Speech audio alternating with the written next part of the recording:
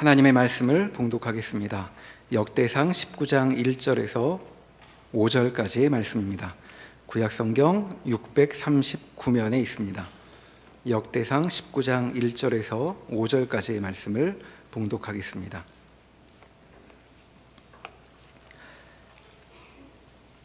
그 후에 암몬 자손의 왕 나하스가 죽고 그의 아들이 대신하여 왕이 되니 다윗이 이르되 한운의 아버지 나하스가 전에 내게 호의를 베풀었으니 이제 내가 그의 아들 한운에게 호의를 베풀리라 하고 사절들을 보내서 그의 아버지 죽음을 문상하게 하니라. 다윗의 신하들이 암몬 자손의 땅에 이르러 한운에게 나아가 문상하매 암몬 자손의 방백들이 한운에게 말하되 왕은 다윗이 조문 사절을 보낸 것이 왕의 부친을 존경함인 줄로 여기시나이까. 그의 신하들이 왕에게 나아온 것이 이 땅을 엿보고 정탐하여 전복시키고자 함이 아니니까 하는지라. 한운이 이에 다윗의 신하들을 잡아 그들의 수염을 깎고 그 의복을 볼기 중간까지 자르고 돌려보내매 어떤 사람이 다윗에게 가서 그 사람들이 당한 일을 말하니라. 그 사람들이 심히 부끄러워하므로 다윗이 그들을 맞으러 보내 왕이 이르기를 너희는 수염이 자라기까지 여리고에 머물다가 돌아오라 하니라. 아멘.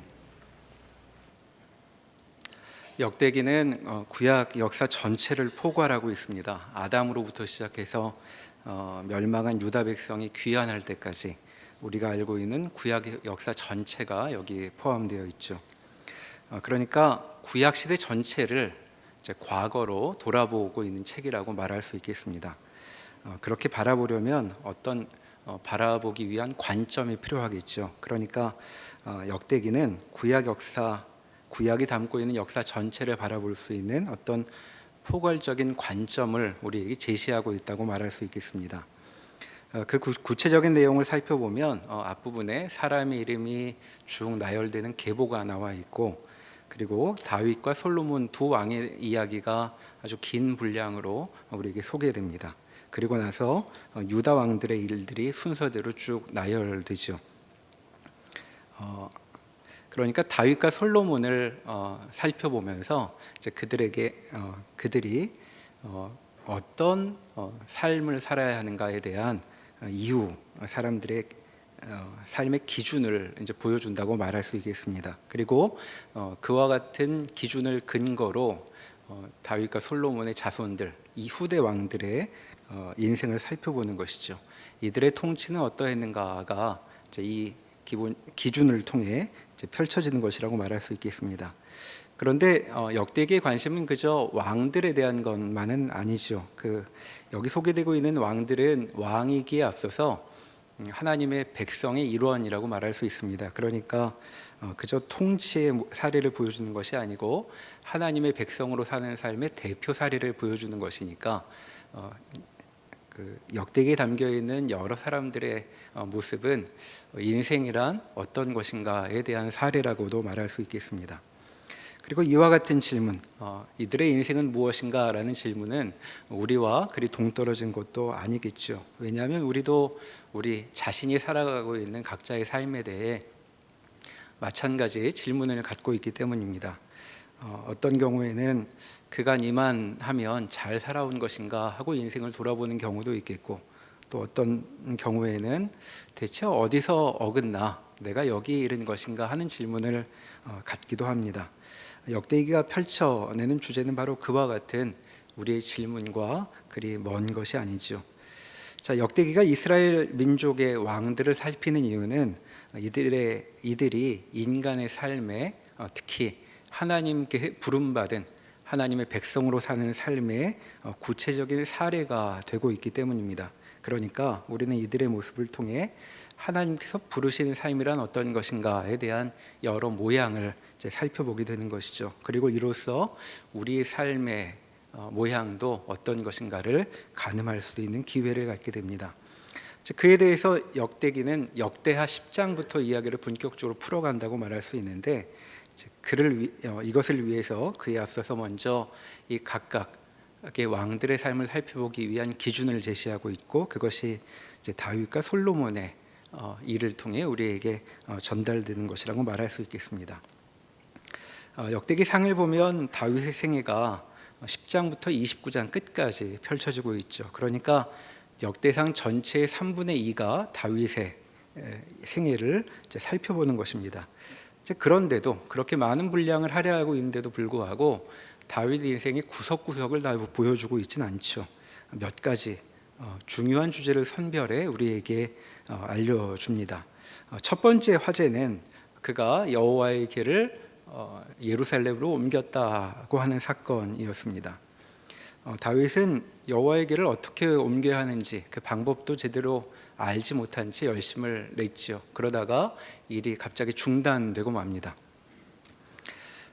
우여곡절 끝에 결국은 여호와의 궤를 예루살렘으로 옮기는 것으로 이 첫 번째 에피소드가 마무리 지어지고 있죠. 이것이 역대기가 주목하고 있는 다윗 인생의 첫 번째 사건이었습니다. 그렇게 공들여 행한 일이 소개된 이후에 다윗은 그보다 더 큰 일을 마음에 품었다고 역대기는 우리에게 소개하고 있죠. 17장 1절로 한번 가보시겠습니다. 역대상 17장 1절에 보면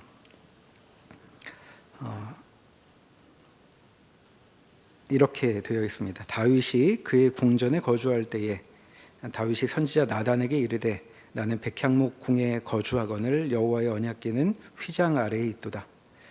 자, 다윗이 궁전을 새로 지은 모양인데 자꾸 마음이 쓰이는 것이 있습니다. 그것은 여호와의 궤가 저렇게 천막 아래 모셔줘도 되는가 하는 생각이죠. 그래서 여호와의 궤를 모셔둘 집 성전을 지을 생각을 합니다. 자, 이어지는 선지자 나단의 반응을 보면 그도 동의했던 것 같죠. 2절에서 이렇게 말합니다. 하나님이 왕과 함께 계시니 마음에 있는 바를 모두 행하소서. 자, 이렇게 왕과 선지자가 마음을 합합니다. 흔치 않은 일인데 정말 중요한 일이라고 같이 동의를 했던 것 같죠. 자, 그런데 하나님의 생각은 달랐던 것 같습니다. 이어지는 3절에 보면 하나님의 말씀이 선지자에게 임하는데 이렇게 말씀하시죠. 가서 내 종 다윗에게 말하기를 여호와의 말씀이 너는 내가 거할 집을 건축하지 말라라고 전하라고 하십니다.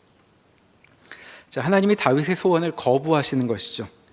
자, 하나님의 반응은 사실 좀 당황스러워 보입니다. 자, 우리도 어르신들이 자리를 잡으시면 기억하고 얼른 시원한 물이라도 챙겨다가 드리는 것이 예의라고 말할 수 있고 그런 일을 잘 신경 쓰는 사람을 보통 칭찬하죠. 다윗은 지금 자기만 잘 지내는 게 마음이 쓰이고 있습니다. 하나님이 나보다는 더 잘 지내셔야 하는데 이래도 되는가 하는 것이죠. 다윗은 하나님이 중요했던 사람이었습니다. 자, 하나님이 어떻든 나만 잘 지내면 된다고 생각했던 사람이 아니죠. 그래서 정말 자기가 귀하게 모신 하나님께도 그의 어울리는 대접을 해드리려고 그분의 임재를 상징하는 여호와의 집을 세우려는 마음을 품었던 것입니다. 자, 그런데 하나님께서 그의 그 선한 의도가 품은 계획을 거절하신 것이죠. 칭찬받을 일 같은데 왜 그러셨을까? 자, 다윗은 참 선지자의 말을 듣고 민망하고 당황스럽기도 했을 것 같습니다. 하나님께 마음을 품은 일이 그에게는 계속되고 있는데 하는 일마다 잘 안 되고 있죠. 여호와의 궤를 옮길 때도 온 백성을 다 불러 모아 전국적인 일로 이 일을 시작했지만 중간에 여호와의 궤가 떨어지려고 하는 것을 붙잡다가 못사가 죽는 바람에 이 일이 중단된 바가 있습니다. 그런데 이번에도 하나님께 소원을 품었는데 또 거절되고 있는 것이죠. 자, 왜 하나님은 다윗의 이 선한 소원을 거절하신 것일까? 자, 그것은 하나님과의 관계란 여타 관계와는 다른 아주 특별한 것이었기 때문입니다. 자, 집은 하나님이 세우시는 것이지 사람이 세우는 것이 아니라는 점이 여기에 담겨 있었던 것이죠. 자, 거절과 함께 여호와께서 다윗에게 주시는 말씀이 17장에 길게 이어지는데 여기 내용을 보통 다윗 언약이라고 부릅니다. 하나님께서 그에게 주시는 약속인데 그 내용의 요점은 10절 하반절에 나와 있죠. 자, 다윗을 위해 하나님께서 한 왕조를 세우시겠다는 약속이 주어지고 있습니다. 10절 하반절에 또 내게 이르노니 여호와가 너를 위하여 한 왕조를 세울지라라고 말씀하고 있죠. 여기 왕조라고 번역하고 있는 말이 실은 집이라는 말입니다. 자, 그러니까 하나님께서 지금 다윗에게 무엇이라고 말씀하시는 것이냐면 내가 내게 집을 세워주겠다는 말이냐? 그게 대체 무슨 소리냐? 집은 내가 아니라 내가 세우는 것이다 라고 말씀하고 계시는 것이죠. 그렇게 하나님은 다윗에게 영원한 집, 영원한 왕조를 약속하고 계십니다. 12절과 14절에도 나오듯 나는 그의 왕위를 영원히 견고하게 하리라 라고 말씀하고 있습니다. 자, 그러니까 하나님의 이 거절은 하나님의 성격이 괴팍해서가 아니라 하나님과 인간 사이의 관계가 아주 특별한 것이기 때문이죠. 자, 집은 하나님이 우리에게 주실 수 있는 것이지 우리가 하나님께 바칠 수 있는 것이 아니라고 여기 말할 수 있겠습니다. 자, 이런 점에서 하나님께 드리라는 말을 우리가 교회에서 종종 듣지만 하나님께 드리는 일은 사람들에게 무언가 선물하는 것과 같은 일과는 좀 다르다는 것을 먼저 기억해 둘 수 있겠습니다.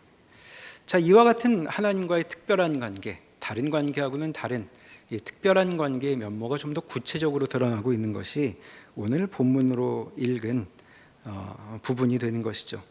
역대상 18장에서 20장까지 이 세 장은 다윗의 승전기를 담고 있습니다. 자, 한마디로 요약하면 다윗이 사방에서 승리했다는 이야기를 우리에게 알려주고 있는 것이죠. 자, 승리라는 주제가 여기 나오고 있는데 이 승리가 다윗의 삶에 어떤 의미를 지니는가 생각해 볼 수 있겠습니다. 자, 우리는 보통 인생을 돌아볼 때 승리라는 말로 인생의 결론을 삼고 싶어 합니다. 자, 어떤 이야기를 들으면 바로 이렇게 묻죠. 그래서 이겼다는 거냐? 이제 이게 우리의 관심사입니다. 또는 훨씬 겸손하게 그래서 그 문제를 극복했다는 겁니까? 이제 이렇게 물을 수도 있겠죠.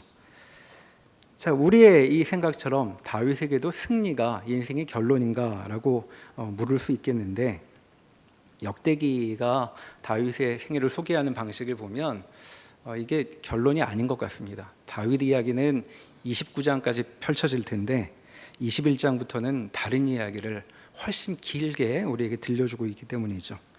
자, 다윗은 사방에서 승리하는데 역대기는 그의 인생을 조명하기 위해 다른 이야기를 훨씬 길게 우리에게 소개하고 있는 것입니다. 그러니까 성공이나 극복 같은 말 말고 인생을 설명할 다른 단어가 필요하다라고 이 말씀을 통해 이제 생각해 볼 수 있겠죠. 본문을 좀 살펴보면 18장 1절로 가보시겠습니다. 역대상 18장 1절에 보면 이제 여기 짧게 그 다윗의 승리, 그가 거둔 승리가 여기 소개되고 있죠. 1절에 보면 블레셋이 나오고 2절에는 모압이 나오고 3절에는 소바가 나오고 저 밑에 12절로 가보면 에돔이 나옵니다. 자, 이런 곳에서 다 승리했다는 얘기인데 이게 방향하고도 관계가 되죠. 블레셋은 서쪽에 있던 나라입니다. 그리고 2절에 나오는 모압은 동남쪽에 있던 나라고 3절에 나오는 소바는 북쪽에 있던 나라가 됩니다. 그리고 12절에 나오는 에돔은 남쪽에 있던 나라죠. 그러니까 다윗이 지금 사방에서 어디를 가든지 승리했다고 말하고 있는 것이죠. 자, 6절 또 13절에 보시면 이렇게 다윗의 그 승전보를 알려주고 있습니다. 다윗이 어디로 가든지 여호와께서 이기게 하시니라. 재미난 인생이었을 것 같습니다. 일만 하면 다 성공했던 것이죠. 자, 그런데 여기서 한번 물어볼 만한 질문이 있습니다. 그것은 다윗이 정복자가 되기를 꿈꾸었을까 하는 질문이죠. 이를테면 우리식으로 이렇게 생각해 볼 수 있습니다. 다윗이 자라날 때 큰 꿈을 품고 있어서 그 방벽에는 알렉산더 대왕, 징기스칸 또는 나폴레옹 이렇게 사람 이름을 적어두고 꿈을 키웠겠는가 하는 질문이죠. 그는 발길이 닿는 곳마다 가서 정복하여 온 땅의 주인이 되는 것을 인생의 꿈으로 삼은 사람이었는가 하는 질문입니다. 그는 대체 어떻게 사방에서 승리하게 된 것일까? 이 질문에 대한 답을 얻을 수 있는 실마리가 바로 오늘 읽은 19장부터 나온다고 말할 수 있겠습니다. 자, 승리에 대한 다른 기록들은 간단한 요약에 그치는데 여기는 긴 서술이 이어지고 있죠. 그러니까 사방에서의 승리가 무엇인가를 알려주기 위해 그 한 사례를 꺼내서 좀 더 길게 이야기하고 있는 것이라고 말할 수 있겠습니다.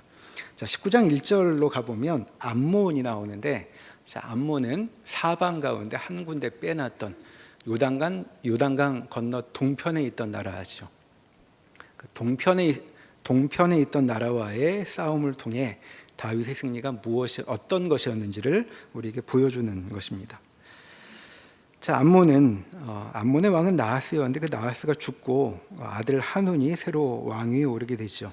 다윗은 선왕이었던 나하스와 좋은 관계를 유지했던 것 같습니다. 그래서 다윗은 나하스에게 신세진 일을 기억하면서 공식 사절단을 보내 예의를 갖춰 문상을 하려고 하고 있죠. 만약 다윗이 정복을 꿈꾸는 사람이었다면, 정말 그의 삶의 목표가 다른 나라들과 싸워 이기는 것이었다면, 사실 이런 상황이야말로 그에게 기회였을 것입니다. 왕이 교체되는 때야말로 공격해 들어가기에 좋은 시기였겠죠.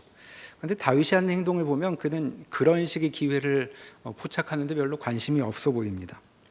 자, 그래서 지금 여기 좋은 마음으로 사절단을 보냈는데 다윗의 호의가 그대로 받아들여지지 않죠. 아몬 사람들은 다윗에게 선의가 있다고 생각하지 않습니다. 자, 그래서 다윗의 신하들을 모욕하고 있죠.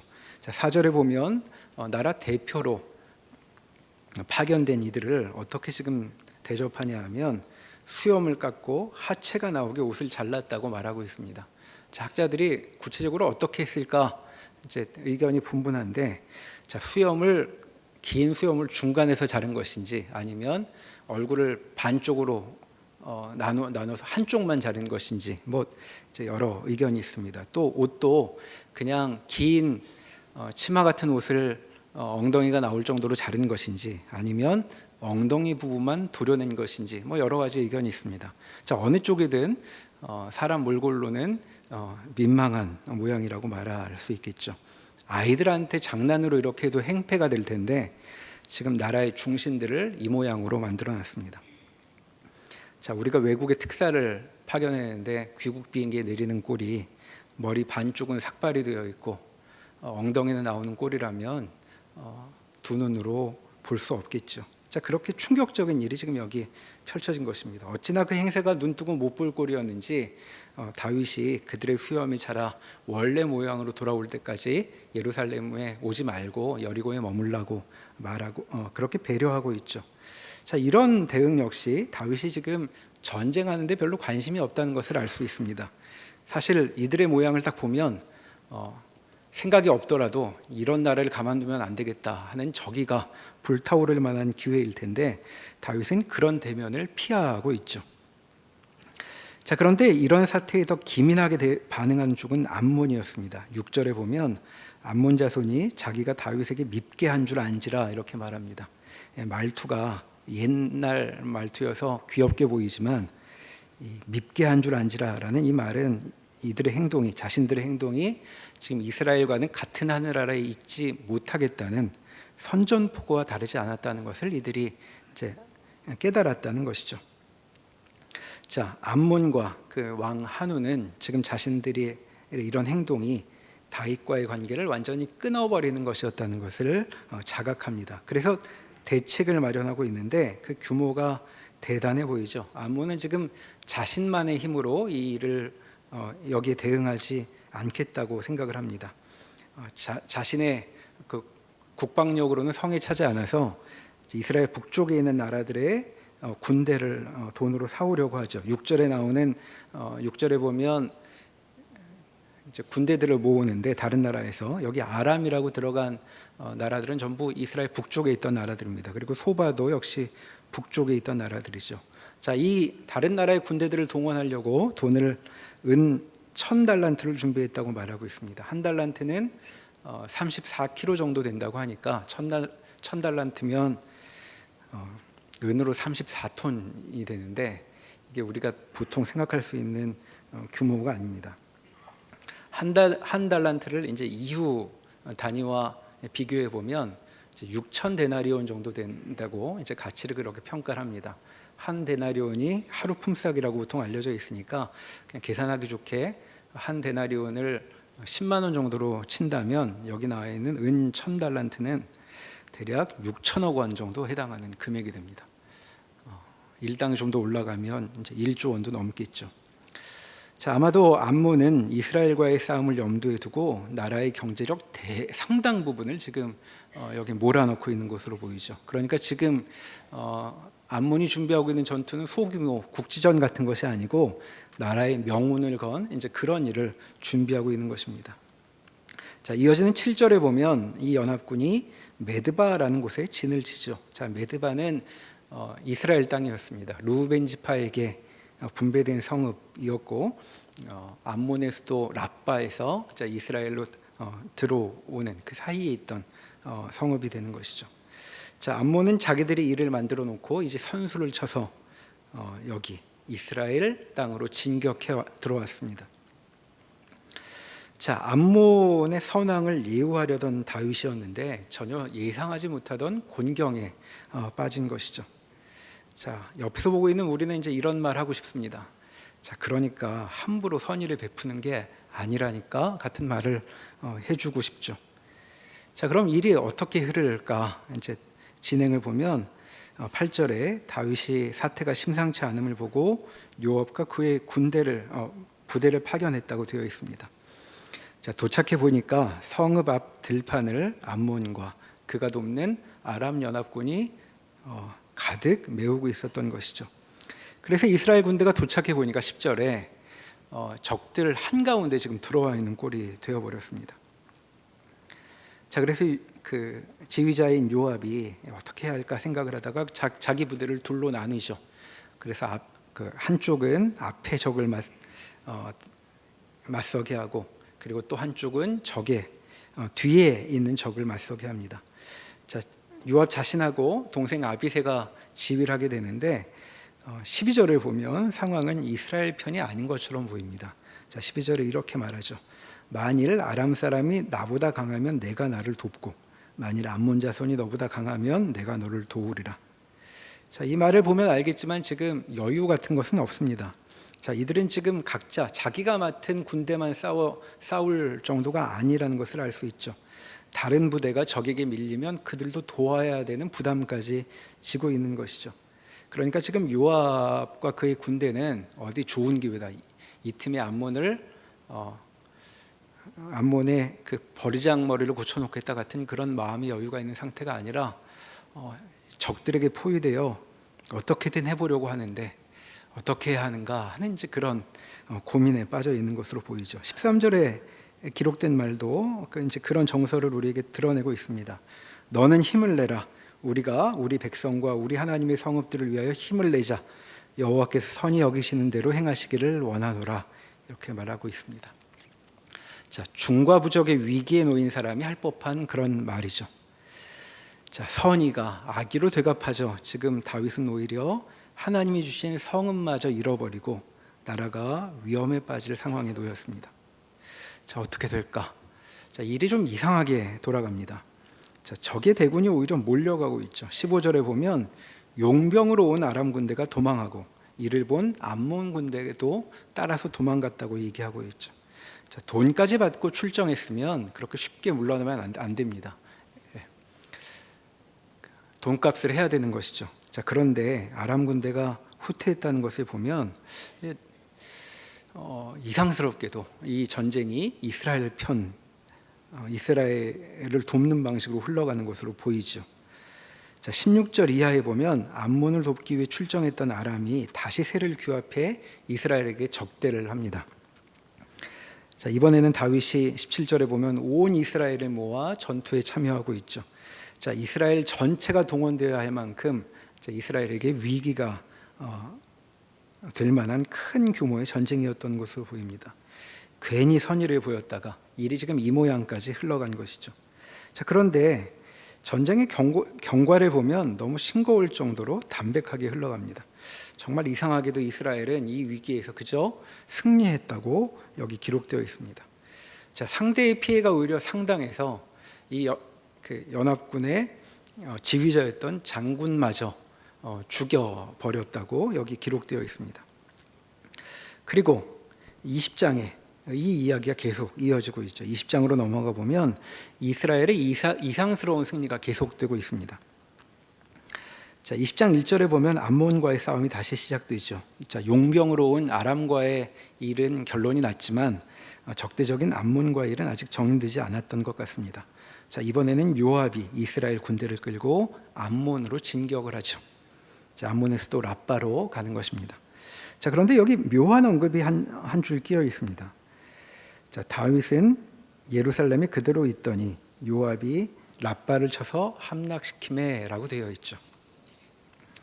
자, 다윗은 예루살렘에 그대로 있다고 여기 기록되어 있습니다. 자, 역대기는 별다른 설명을 하지 않고 그냥 이렇게 말 한마디 던지고 있는데 사실 여기에 우리가 잘 아는 일이 담겨 있습니다. 자, 사무엘하 11장에 같은 사건이 기록되어 있는데 자, 거기 기록된 사건 우리가 다 아는 것이죠. 자, 그것이 다윗이 우리아의 아내 밧세바와 간음을 저지른 일이 거기 기록되어 있습니다. 자, 다윗은 암몬으로 군대를 보내고는 예루살렘에 남아 있죠. 그리고 궁전에 그냥 거닐다가 우리아의 아내를 보고 간음을 저지르게 됩니다. 그리고 나중에 이제 이 일을 덮으려고 밧세바의 남편을 데려오게 하죠. 어디서 데려오냐면 바로 여기 암몬과의 전투에 출정해 있던 우리아를 데려오는 것입니다. 빼내오는데 이 우리아가 도무지 부인 보러 집에 갈 생각을 하지 않죠. 그래서 다시 전투 중인 곳으로 돌려보내는데 바로 여기로 돌려보내는 것입니다. 암몬과의 전장이었던 것이죠. 그래서 거기서 죽게 만들었던 일이 사무엘하 11장에 기록되어 있습니다.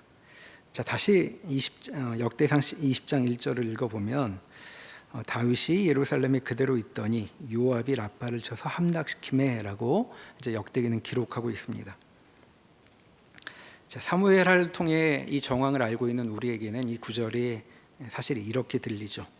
다윗이 예루살렘에 그대로 있었는데도, 다윗이 그 꼴이었는데도 요압이 랍바를 쳐서 함락시켰다. 자, 이렇게 읽히는 구절입니다. 왜 이스라엘이 이겼을까? 왕이 이 모양인데 이제 그런 질문이 드는 것이죠. 다윗은 이길 만한 능력도 태도도 갖추고 있지 않았습니다. 그런데 결과가 무엇이었는가? 2절은 이렇게 말하고 있죠. 나중에 다윗이 이제 전쟁 다 거의 끝나갈 때쯤에 요압이 불러서 가게 되는데, 자, 다윗이 그 왕의 머리에서 보석 있는 왕관을 빼앗아 중량을 달아보니 금 1달란트라 그들의 왕관을 자기 머리에 쓰니라라고 기록되어 있습니다.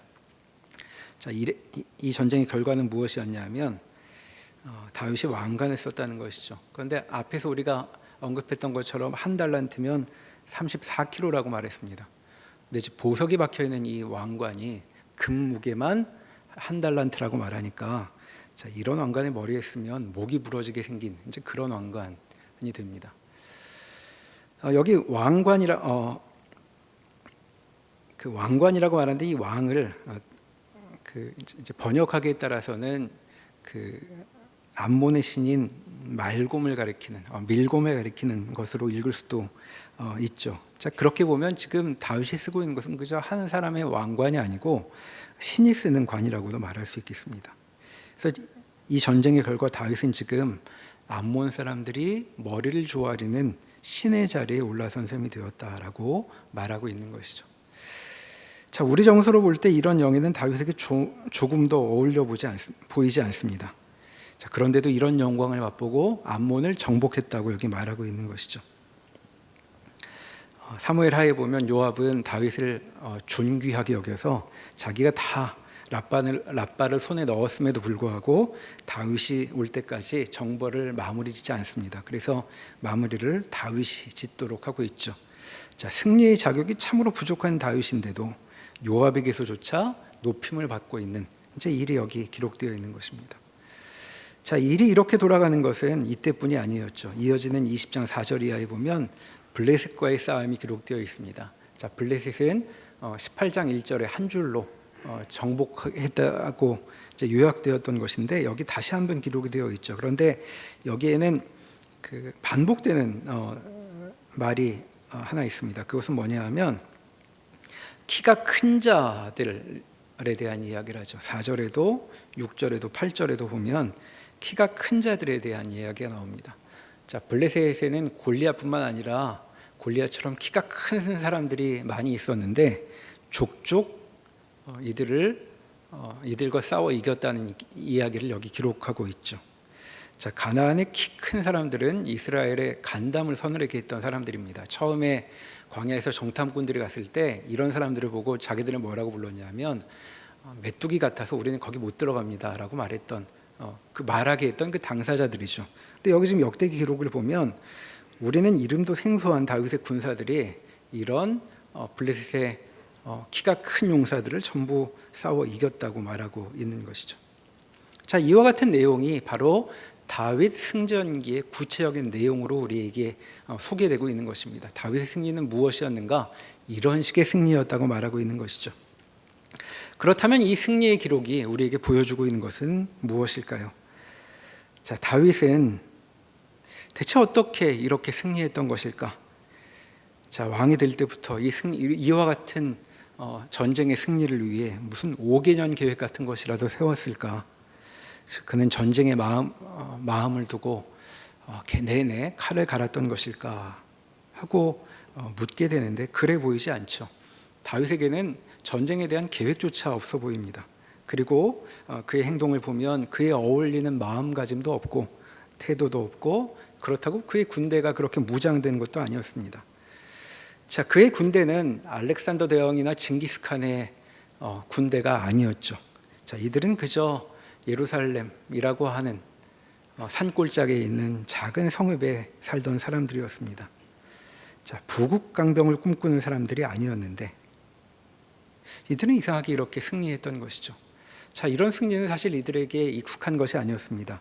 선대왕 사울 때는 겨우 블레셋과 싸우는데도 온 국력을 소모하여 왕조차도 그 일을 하다가 죽게 되었던 것이죠. 이렇게 겨우 한쪽의 이웃과의 싸움으로도 진이 빠지는 이런 사람들이었는데 어떻게 사방을 평정하게 된 것일까? 자, 이들의 승리를 설명하는 것은 하나님밖에 없습니다. 이들은 하나님께서 주신 승리를 맛본 것이죠. 자, 그렇다면 여기 역대기가 기록하고 있는 승리란 무엇인가? 자, 그것은 하나님을 소중히 여기는 자, 하나님의 백성에게 주시는 보록 같은 것이라고 말할 수 있겠습니다. 자, 역대기가 기록하고 있는 다윗의 중요한 두 가지 사건은 그 앞에서 소개한 것처럼 여호와의 궤를 옮기는, 여호와의 궤가 그 전까지는 방치되어 있었는데 그 궤를 귀하게 섬기는 일, 그거 하나하고 또 21장부터 소개될 그 여호와의 성전을 건축하기를 준비하는 일이었습니다. 자, 다윗은 그 21장부터 끝까지 내내 성전 건축을 준비하는 일을 말하고 있는데 앞에서 본 것처럼 그 성전 건축하는 일을 하나님께서 거절하셨죠. 거절된 다윗이 내내 그러면 나는 성전 못 짓는 사람이니까 보통 이제 이런 일을 당하면 우리는 그 일을 외면하게 될 텐데 이상스럽게도 성전 건축하는 일을 마음에 귀하게 여겨서 내내 인생 그 자기 통치 전체를 그 일을 준비하는 일로 보내고 있다는 것을 뒤에 기록하고 있죠. 자, 이렇게 다윗은 다른 건 모르겠지만 하나님이 참으로 귀했던 사람인 것 같습니다. 자, 물론 우리는 다윗에게 여러 흠이 많다는 것을 알고 있습니다. 자, 그는 사실 자신의 진심조차도 제대로 지킬 만한 능력이 없었던 사람이죠. 자, 그런데도 그렇게 부족한 사람이었는데도 하나님을 귀하게 모시려고 하는 자에게 어떤 일이 펼쳐지는가? 자, 이런 승리가 주어지고 있다고 역대기가 우리에게 보여주는 것입니다. 자, 하나님을 중요하게 모시는 자를 누구라고 부르냐 하면 하나님의 백성이라고 부릅니다. 하나님께 부름받은 사람들에게 무슨 일이 벌어지는가? 바로 이와 같은 것이라는 것이죠. 자, 그는 선의를 품었다가 나라가 망할 뻔했는데 오히려 나라가 망하기는커녕 사방을 정복하여 하나님의 백성으로 사는 일에 부족함이 없게 되었다라고 지금 역대기가 우리에게 보여주고 있는 것입니다. 자, 이와 같은 모습을 우리의 모습과 한번 비교해 보면 좋겠습니다. 자, 과연 우리는 무엇을 목표로 살아가고 있는가 한번 생각해 볼 수 있겠죠. 자, 우리는 한번 사는 인생 잘 살아보려고 그리고 성공적인 삶이 되게 하려고 이제껏 많이 노력해 왔습니다. 그리고 잠도 제대로 자지 못하며 신경을 많이 써오기도 했죠. 그런데 성경이 지금 우리에게 이렇게 묻고 있습니다. 대체 무엇에 신경을 쓰며 살고 있는 것이냐 하는 것이죠. 자, 무엇 하나 내세울 것 없던 다윗은 하나님과 함께하여 정복자가 되었습니다. 만일 그가 정복자가 되기를 소원하였다면, 그리고 소박하게, 그저 정복은커녕 어디 밀리지도 않고 나라가 강하게 존속이 되면 좋겠다는 그런 소원을 품고 살아왔다면 그는 아무것도 얻지 못하였을 것입니다. 선대왕 사울의 피로한 인생이 그것을 증명하죠. 그는 나라를 어떻게든 지켜보겠다는 일념으로 수고했지만 그는 자기 생명조차 부지하지 못했습니다. 자, 이것이 구약 그때 그 사람들만의 일은 아닐 것입니다. 우리라고 다르지 않겠죠.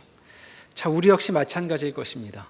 하나님이 아닌 것이 삶의 중심을 차지한다면 우리의 인생은 참으로 피곤할 것이고, 그리고 결국 그것에 깔려 망하게 될 것입니다. 자, 그것 없이는 안 된다고 우리 마음에 소원하고 있는 것이 있을 것입니다. 그런데 그것이 하나님이 아니라면 우리는 내가 바라는 그것에 깔려 죽을지도 모르죠. 자, 그러나 하나님이 함께 계신다면, 우리의 중심에 하나님께서 함께 하신다면 우리가 전혀 기대하지 못했던 것조차 이렇게 선물처럼 몰려들 것입니다. 다윗이 지금 자기 인생에 그것을 경험하고 있는 것이죠. 다윗의 승전보는 그것이, 이 승리가 그의 인생의 가장 중요한 주제가 아니었기 때문에 주어지고 있는 것이죠. 자, 바로 여기서 우리는 우리의 간증거리가 어떤 것이 될까 생각해 볼 수 있습니다. 우리는 우리의 소원이 이루어지는 것이 간증거리라고 생각하지만 여기 다윗의 경우를 본다면 우리가 결국 하나님 앞에 하나님을 찬양하게 될 우리의 삶의 간증거리는, 실은 그것이 간증거리로 하나님께 찬송드려면 우리 마음의 중심이 있는 소원이 아니어야 할 것입니다. 더 중요한 것은 따로 있을 때 그것이 부록처럼, 여기 다윗의 승리처럼 따라 들어와 간증거리가 되는 것이죠. 그러니까 지금 하나님의 백성의 삶의 신비 한 가지가 여기 드러나고 있는 것입니다. 그것은 무엇이냐 하면, 내 마음의 소원을 내려놓아야, 내 마음의 중심에서 치워야 우리는 그 소원이 이루어지는 것을 경험하게 될 것이라는 것이죠. 자, 마음의 중심은 하나님께 있어야 하는 것입니다. 그리고 그렇게 마음의 중심에 하나님이 계신 자에게는 이러한 삶이 펼쳐진다고 우리에게 보여주고 있습니다. 우리 모두 정말로 중요한 것이 무엇인지 깨달아 우리의 마음의 중심에 하나님을 모셔놓음으로 여기 다윗이 경험한 것 같은 이러한 삶을 실제로 누리는 그런 일이 우리 모두에게 있기를 소망합니다. 기도하시겠습니다. 하나님께서 저희를 주의 백성으로 불러주셨습니다. 자, 이것은 가나안 사람들의 삶과는 참으로 다른 것이어서 주께서 이 인생을 어떻게 살아야 하는 것인지 주의 말씀을 통해 우리에게 하나하나 가르쳐주고 계십니다. 우리의 인생이 무엇인가 깨달을 수 있는 눈을 저에게 허락하여 주십시오. 승리를 쫓는, 성공을 쫓는 삶이 아니라 승리와 성공을 선물로 받는 삶을 살아가기를 원합니다. 주님, 저희의 마음의 중심을 살펴 인생을 올바른 곳에 드리는 지혜를 얻게 하여 주시옵소서. 예수님의 이름으로 기도합니다. 아멘.